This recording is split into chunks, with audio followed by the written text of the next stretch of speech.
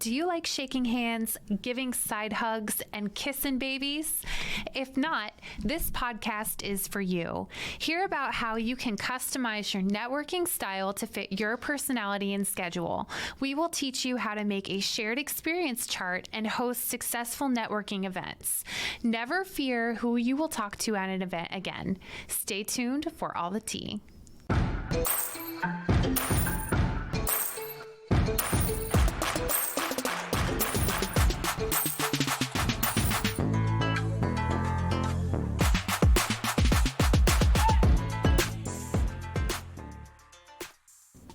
If you enjoy the Miss Biz podcast, but still have questions or need advice, we have some exciting news for you.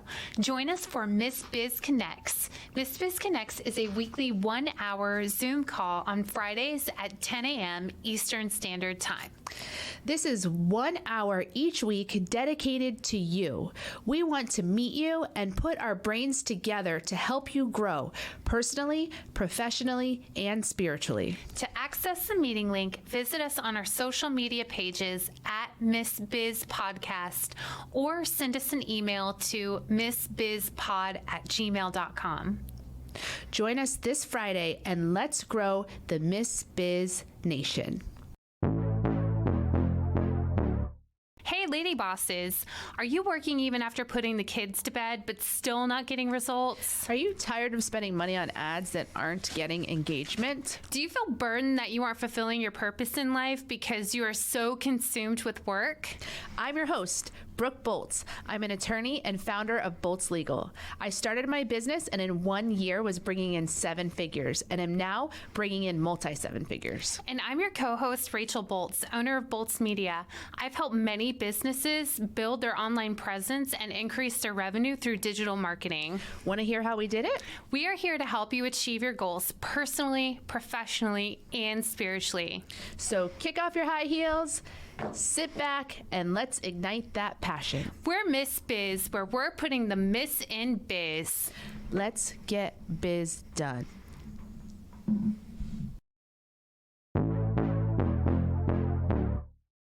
I would rather go to the dentist for a 4-hour appointment than go to a networking event. I was reminded of this recently when I was invited to an open house for a new business that was starting, and I knew a few people going. And when I got there, I spoke to those people that I knew, and then suddenly was scanning the room, trying to figure out who I was going to talk to next, and became very uncomfortable. I learned quickly when I became a lawyer that the rainmakers were those that did the best financially. And there was, in the firm I was with, it's a huge law firm, there was one particular partner who was the most successful at bringing in new business. And so when I had the opportunity to meet him, I was so excited because I thought that I could watch him and see what he was doing so that I could emulate it and start to become a rainmaker as well. The problem was that when I met him, I was immediately disappointed. Not disappointed in him, but disappointed in myself because I recognized how different of a personality I was. He was the type of personality that could walk into a room and instantly make everyone feel comfortable. He could walk from stranger to stranger and make them feel as if they were his best friend within seconds. And I knew that wasn't me. I just didn't have that type of personality. And so I instantly became discouraged and thought, I'm never going to be able to achieve those levels of success. I'm never going to be able to be a rainmaker because that's just not my nature.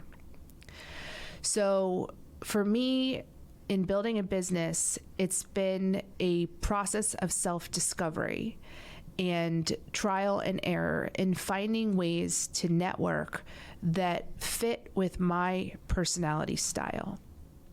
So going to those type of events that are, traditionally a happy hour environment where I walk into a room of strangers and have to fend for myself in finding conversations to initiate, those are not my jam. I don't do well in those environments. Now, Rachel, on the other hand, is that type of personality. She is a vibrant people person and does really well in those environments. To me, it's really important to find an opportunity where you can build a relationship with someone. And in those large networking traditional atmospheres, it's very difficult because essentially it's like a 30-second speed dating from person to person. And all that's really happening is you're exchanging business cards between person and person. So we have been taught that there are two types of communication and factors that are involved with relationship building. Those are informational and experiential. Informational is basically the information you're retrieving and exchanging between you and the other communicators. So who you are, where you're from, what you're due, and all of the basic facts. But there's another factor that plays into developing a relationship with someone, and that is the experiential factor. That is where you and the other person actually share experiences together and take part in new adventures and journeys and really bond together. And I have created what I call a shared experience chart, so that when I do meet new people and they give me their business card or I get their contact information some way, I add them to my chart. And my chart has columns for, of course, their name, their profession, their contact information, and then a note section where I jot down the informational things that I've learned about them. You know, do they have kids? What kind of hobbies do they have? Things that I'll want to remember for future reference when I meet with them again. Then I have columns for different types of shared experiences that I could invite them to. I'll put a check mark under whatever experience I met them with initially. Perhaps it was just an email or maybe a phone call, or perhaps it was at a networking event. I'll check that off, and then I'll remember, okay, I have done this one experience with this person. Now let me invite them to lunch. And I won't forget the things that I've done with different people. So the chart helps me to keep track of the experiences that I've done with certain people, but it also helps me to recognize what more I can do to keep building that relationship. Because if I haven't yet invited them to go to lunch, I can look at the chart and see, okay, this week I want to send out these emails, or have my scheduling assistant send out these emails to schedule lunches with these 5 or 10 people over the next couple months, so that I can keep moving those relationships forward. I think the chart is an excellent tool to have in your toolbox so that you can ensure that you're taking all of the right and necessary steps to improve your relationship with that person that you're trying to meet. I know for me, and with schedules always being so busy, lunch is one of the best opportunities that I have to have a shared experience with someone, because we all have to eat. So why not take advantage of that time where I'm going to be eating already and invite somebody or a couple of people to share in that experience with me to deepen the relationship. I like going to lunch with people as well, because it's one-on-one. It's an hour or so long, and it opens the door to having deeper conversation beyond what you traditionally would have in a happy hour type environment. For me, it's been really eye-opening to be able to incorporate those people that I want to network with into my everyday social life. So for example, if my birthday's coming up and I'm going to be having a get together for my birthday, or perhaps the 4th of July or some other holiday, instead of just inviting my friends and family that typically come, I will invite a handful of business professionals that I want to build relationship with as well. And then they may bring their spouse or their children if it's a family event. And now the relationship is growing because we are taking that friendship to the next level. And it's saving time for all of us because we're building that relationship without having to schedule something additional beyond what we were already planning to do. Play dates are another good opportunity. If whoever you're trying to meet with has children and you yourself have children or even have dogs, it's a great opportunity to invite them to do something together. That way you can build a relationship not only with that person and really get to know them, but also that you can build a relationship with their families as well. Also, and this may be, seem far out there for some of you, but I go on an annual girls trip with a group of girlfriends, and I invited someone that I wanted to get to know better personally and professionally on our last girls trip, and it really took our friendship level to a much higher place that probably would have taken years to get to otherwise. So if you have those type of events you go on, I know I have another friend who goes on annual hiking trips with a group of people. So if there's just a hiking trip that you're going on with a group, or a girls trip, or whatever type of trip you're going on, if it involves a group of people and you have the freedom to invite others, start thinking about people that would be interested in going that you could invite so that you could just expand those relationships and those shared experiences to new levels by doing the things you already are going to do and doing the things you already enjoy. Even something as simple as scheduling a Zoom call or picking up the phone and calling whoever you're trying to build a relationship with, that is considered a shared experience. That is somewhere where you are taking time out of your day to focus on building a rapport and a relationship with that person. So it's important to make sure that not only are you meeting these people during events, but you're also continuing to have that relationship on a more intimate level by keeping in touch with them. Also, you can turn networking events into a more effective time by inviting people to the event. So, for example, if you're planning to go to a Chamber of Commerce event, then invite that person that you want to get to know better to come to the chamber event with you. Now, it won't be so uncomfortable to have to walk around and introduce yourself to strangers. You can use that time to build a relationship with the person you invited while also meeting and engaging with others. If there's any particular type of hobbies that you have, like let's say you really like to play golf or you really like to go bowling, those are all great opportunities to invite people to attend so that you can continue to build a relationship with them, because it is so much more intimate in the respect that you are focused on those team building activities where you have to work together versus just eating together or just going to a happy hour together. There's so much more substance behind it.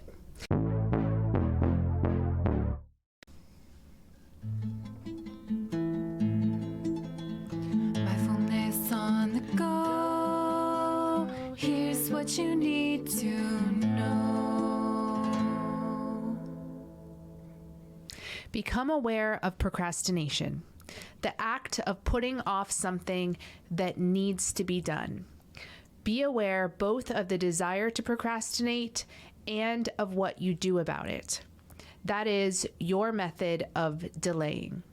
Look more clearly at what leads to procrastination and see what strategies work to modify or overcome it. And when we talk about procrastination, we're not talking about, waiting to respond to an email because you need to think about what you're going to say, or waiting to, do a job more effectively. We're talking about putting off the things that are important that you view as a nuisance. So for example, I I do not like going to the doctor. And the reason why I don't like going to the doctor is because I'm relatively healthy and I know it's going to take time and my blood work is more than likely going to come back fine.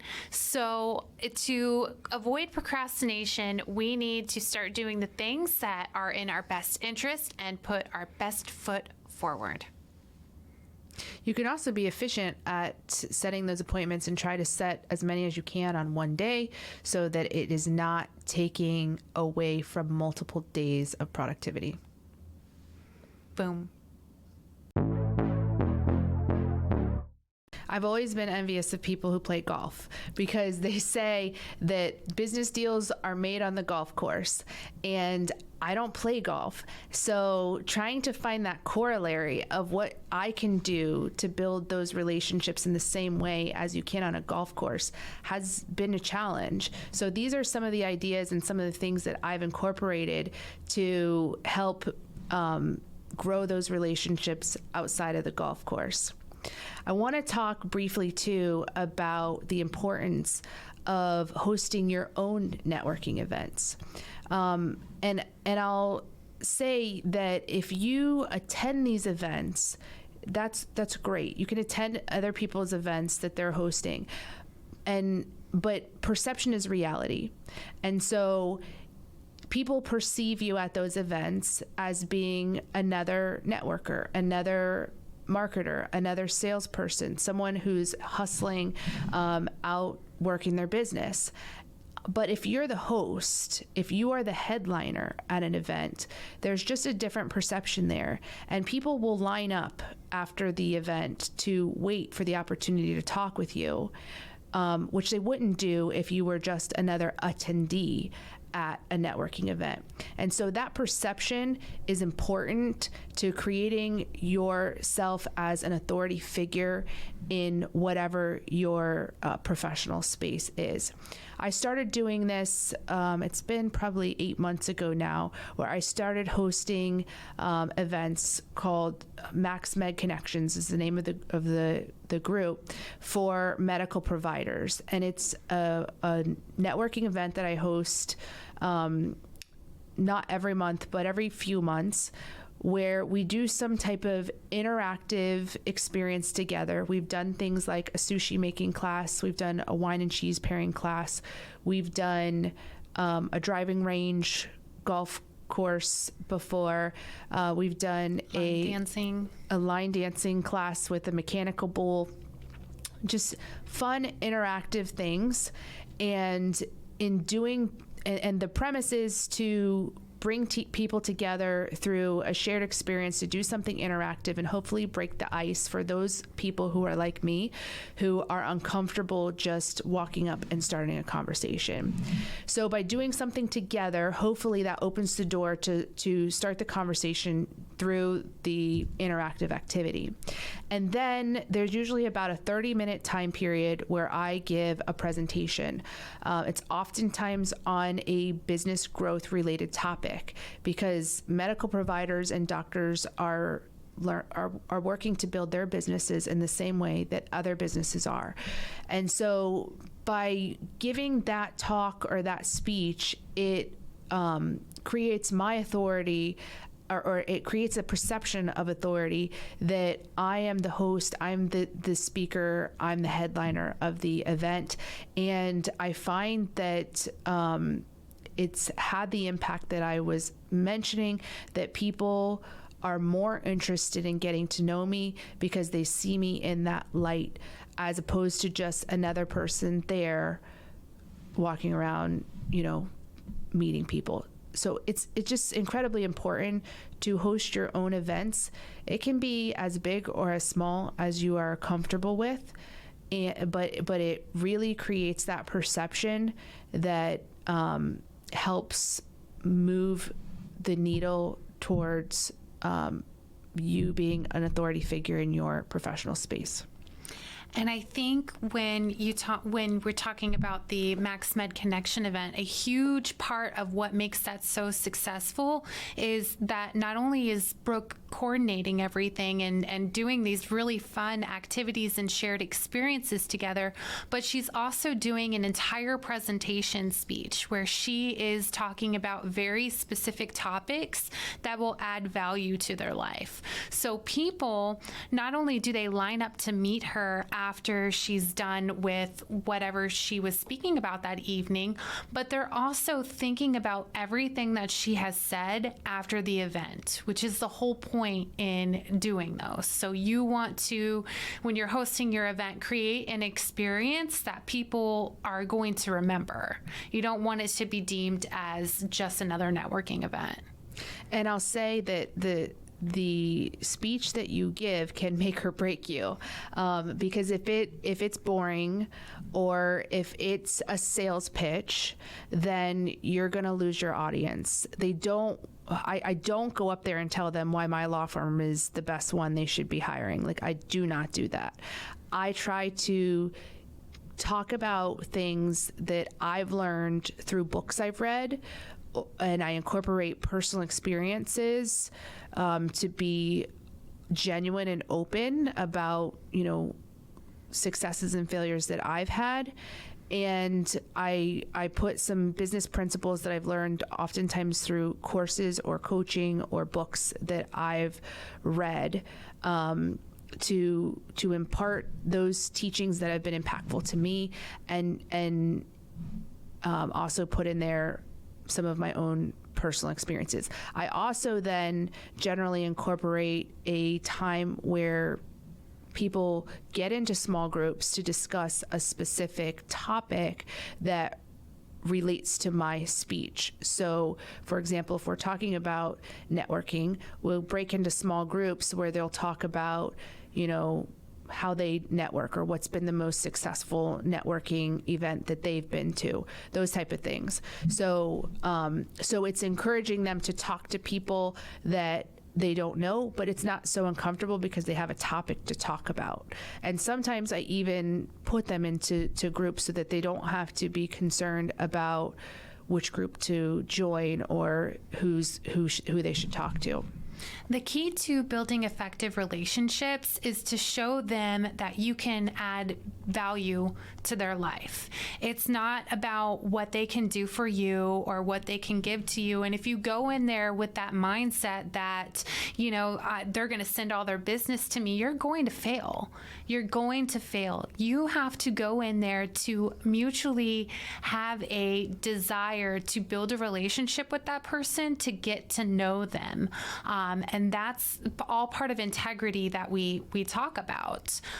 So you want to make sure that, like, in everything that you do, you're putting the other person's needs above your own, because that's the most effective way to build that relationship.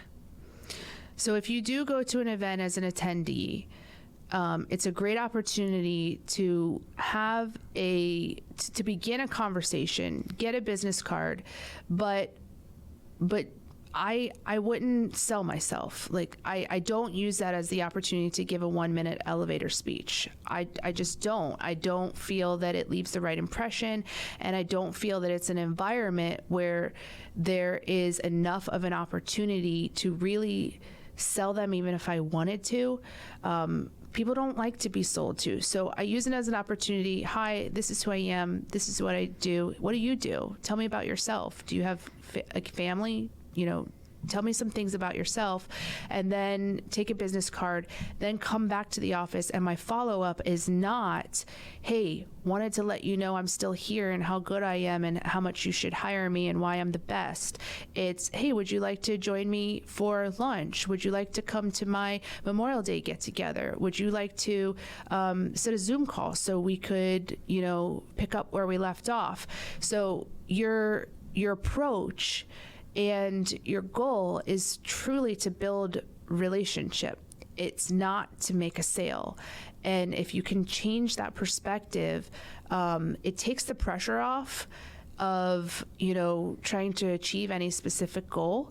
And it makes networking a lot more enjoyable because you're really just making friends. Absolutely. changing your perspective and making sure that you're networking in a way that you love is crucial.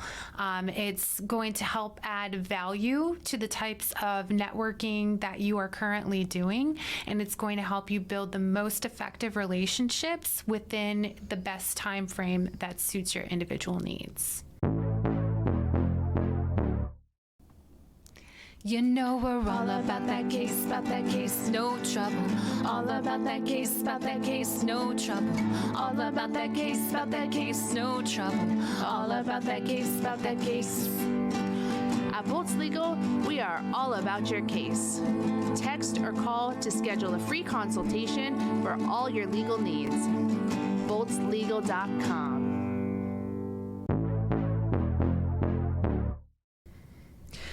So, our goal today was to help bring some realization to the fact that networking doesn't have to be done in the traditional way all the time.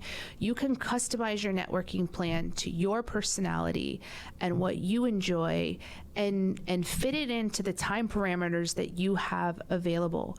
For example, I oftentimes have to turn down dinner invites and ask to set it for something during business hours because I have 3 children who I have to help with homework each night, and I have a 3-year-old, and that's really the only time that I have to spend with him. So I try to limit myself to 1 or 2 evening hour events per month, and everything else we're going to have to fit during business hours, during a lunch or a coffee appointment or something like that. So through implementing these tools, hopefully you can do the same. You can incorporate networking into your schedule so that it doesn't become a burden emotionally or on your time constraints. So we hope that you found this podcast helpful. And that you'll be able to incorporate some of these tips and strategies that work for you, and most importantly, network in a way that you love. Happy networking. We appreciate you and are honored to be on this journey with you. We can't wait to help you, to encourage you, and show you how to grow personally, professionally, and spiritually. If you found Miss Biz helpful, please leave a review and share with others. You can follow us on social media at Miss Biz Podcast. For legal questions or services, please visit boltslegal.com. And for digital marketing needs, please visit boltsmedia.com. Let's get biz done.